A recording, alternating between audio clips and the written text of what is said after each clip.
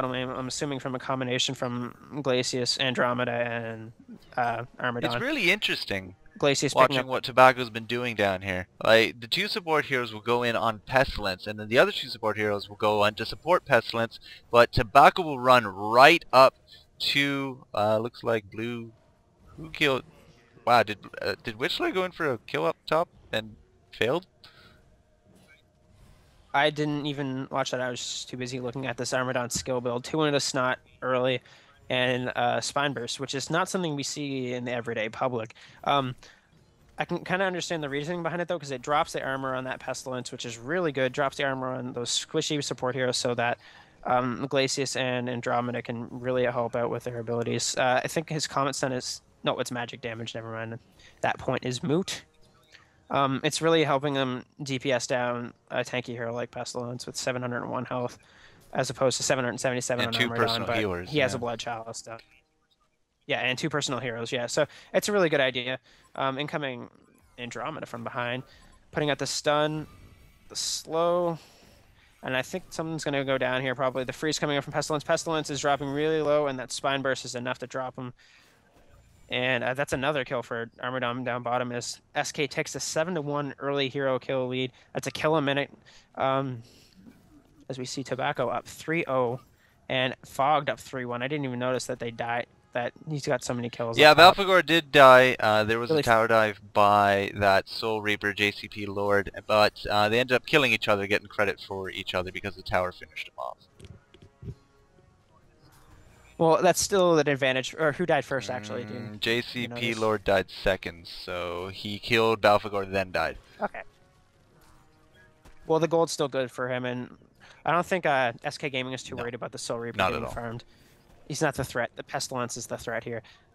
When Soul Reaper gets farmed, he is moderately scary, but this Balfagor is doing a really fantastic job against him in lane, so I'm not too worried about that, as Balfagor already has his Ring of the Teacher finish, his Blood Chalice, his Marchers, and I think he's going to be working on getting that Abyssal Skull. Well, who has the top farm of the game? It is Tobacco, but close behind him is that Balfagor 279, and really the only person that can come close to that is this Witch Slayer in that solo lane. But it looks like we get some initiation. Well, Wretched Hags is going to clean up all 3 of them. Simple as that. There was nothing fancy there at all. They just kind of went in, did their dirty business, and they died. Pretty much. The point I was trying to make with Armadon earlier is that the 2 supports would go in on Pestilence, and Tobacco would just run by Pestilence, not even really caring too much about him, and go for those supports, so it splits them up. And then by the time they try to heal with Pestilence, as we see Andromeda going down, but Witchslayer will get Smackdown for that. Yep, there it is, Smackdown. So it splits them up and really reduces the effectiveness of all of them, because they have to go back in to save Pestilence, and Armadon's right there already banging on you. So, I don't know, I think it's a very smart play by Tobacco, but at the same time it's very risky if you can't trust your teammates. But he definitely can trust his teammates here, because SK is really putting on a show for us with the teamwork here in the past 2 games. They're really doing a fantastic job supporting each other.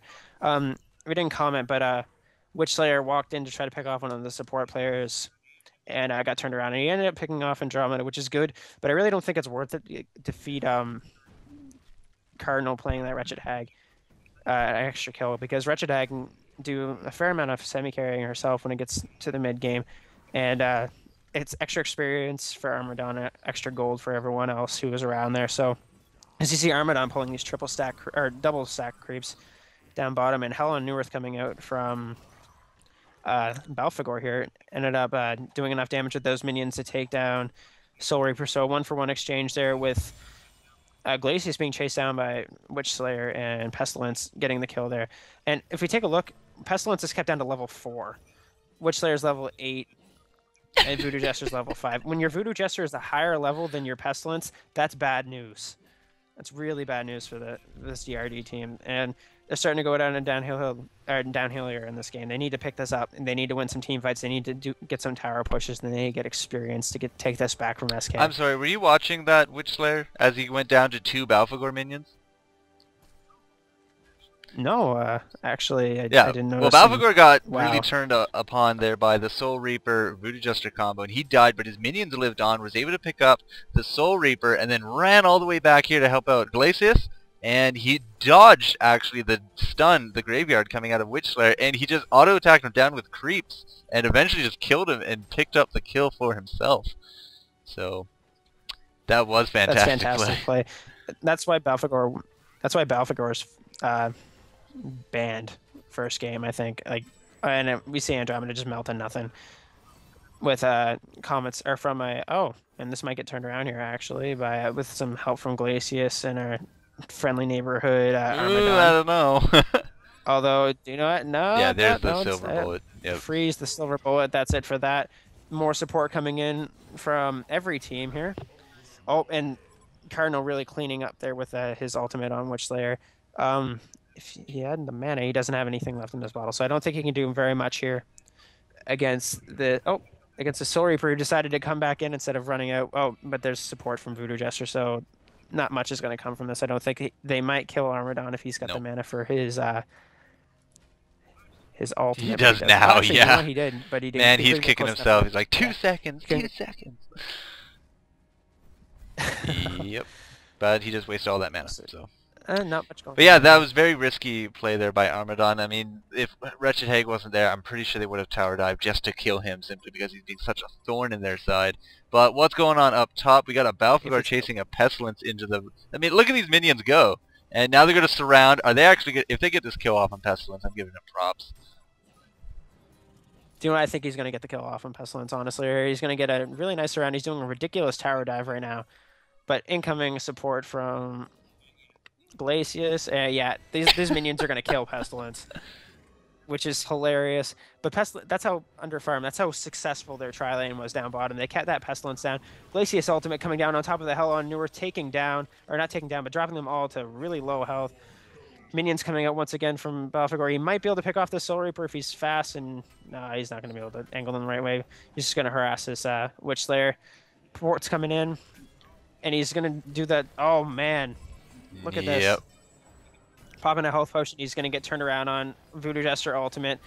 That's going to be it for Balfagor, but that was really, really impressive play from him. He almost got that kill on that Witch Slayer. Had so little health. He had waited a little longer on his HoN Newer. It was at 77 charges because I was watching. If he had waited a little bit longer, he might have gotten it up to 100 and probably would have just insta-pwned both of them. But now Wretched Hag's in a little bit of trouble as her blink just finally gets up just in the nick of time, and there's no silver bullet for another 20 seconds. So I will say she's pretty safe right now. Of course, she's turning around. Well, the thing about the and he's gonna go on this Witch Slayer here, and he's gonna do a lot of damage in incoming the and the ultimate comes out up to 3 smackdown. Cardinal is legendary, and I agree he is legendary. He's playing fantastic in the past 2 games here.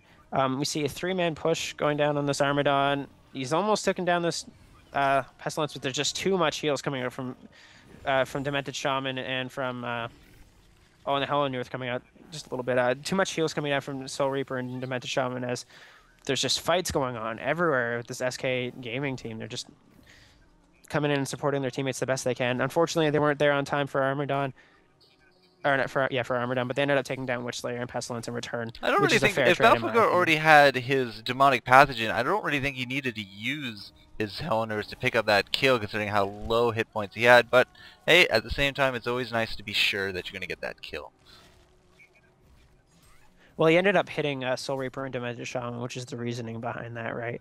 So if they would have had if Wretched Hag might have been there a little quicker, they might have been able to turn that around and get both of those kills because they got dropped by the HoN Newer. But it wasn't enough. If he would have just used the demonic pathogen in hindsight, that probably would have been a better idea, but you don't know. Anyway, Balfagor's minions cleaning up down here on bottom lane. He's not afraid of these 3. Oh my god.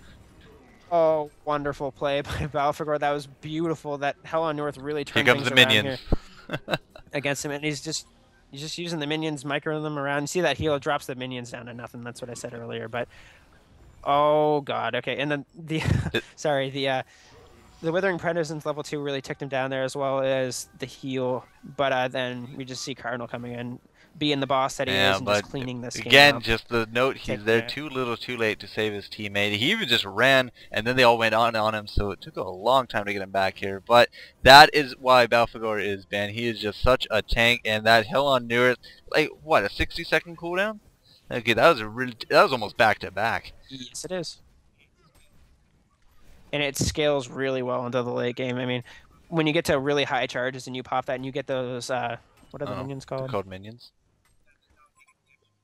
No, they get the extra. He gets the extra minions. They're called volatile minions. When they have a certain amount of health, and each team can hit them, and if they explode, they do 225 magic damage to enemies in 200 radius. So that's ridiculous. They're walking time bombs. Like Yeah. that's they all spawn. Yeah. It's essentially the best ultimate in the game, in my opinion, if timed correctly and played correctly. As you see, I'm a push going down here on the bottom lane. Double D Armadon comboed with the rest of the players there. Balfagor's pushing top by himself. I'm not sure if the tower's going to go down because DRD's coming in, and this might get turned around here on Armadon. The ultimate coming out, yeah, he's dead. Oh my god, Cardinal just coming in and just demolishing the Legion team. Porting in, doing a sonar scream, popping his ult, and just dropping 3 heroes just like that. No chance whatsoever.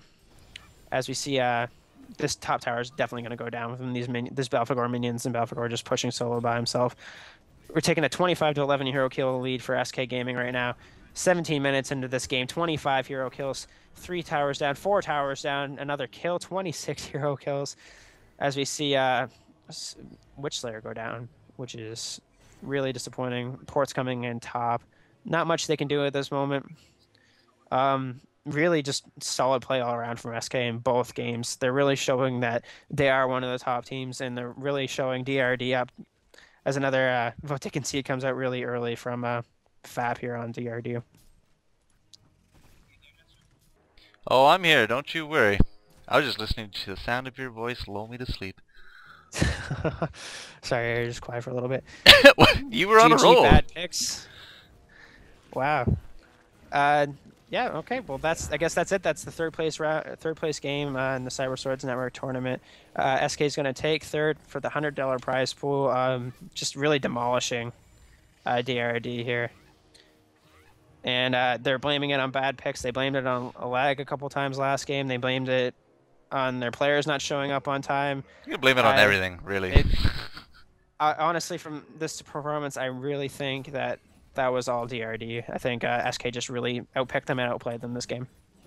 Well, not really going to disagree considering the score and the outcome, but there you go, folks. Third place game decided to SK Gaming over Dotally Rad Dot Com in the CSN opening tournament. That concludes all of this tournament, and I don't know, we might have some down the line, but at this point, this tournament is over and done with, and I hope you really enjoyed this series. Jesse, thank you very much for basically casting this entire game without me.